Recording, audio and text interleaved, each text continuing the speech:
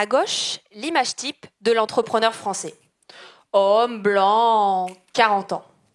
Et à droite, Victoire. Victoire est étudiante et a un rêve, créer son entreprise. Elle a donc retroussé ses manches, beaucoup travaillé et a finalisé un beau projet.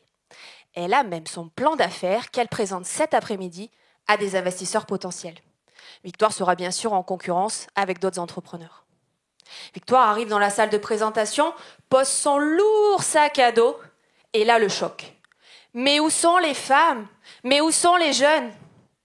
C'est au premier entrepreneur de passer, puis au deuxième, au troisième, et enfin, c'est à elle. Victoire monte sur scène. Engagée, volontaire, professionnelle, elle expose son projet. La première question tombe.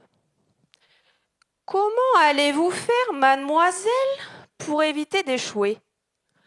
Mais on a demandé à mes prédécesseurs comment ils allaient faire pour réussir, non pas éviter d'échouer. Voyez-vous, dans son sac à dos, Victoire avait bien son dossier de présentation, mais aussi deux lourds poids, celui d'être femme et celui d'être étudiante. Dans ma thèse, je mets en relief le parcours entrepreneurial des étudiantes comme Victoire. L'objectif, les mener vers des projets réussis. Pour cela, j'identifie les caractéristiques des personnes, de leurs projets, les contacts, les ressources qu'elles mobilisent pour modifier, si besoin, l'accompagnement en fonction du genre. Oui, car tout à l'heure j'ai dit femme, et j'aurais plutôt dû dire genré féminin.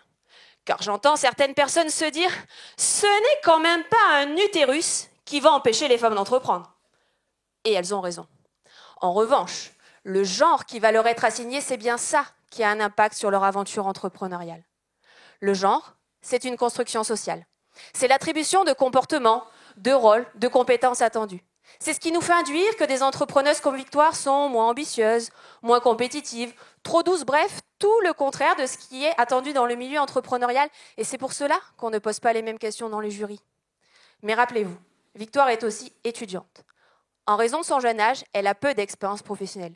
Elle connaît donc mal le milieu de l'entreprise et a peu de contacts pour faire avancer son projet.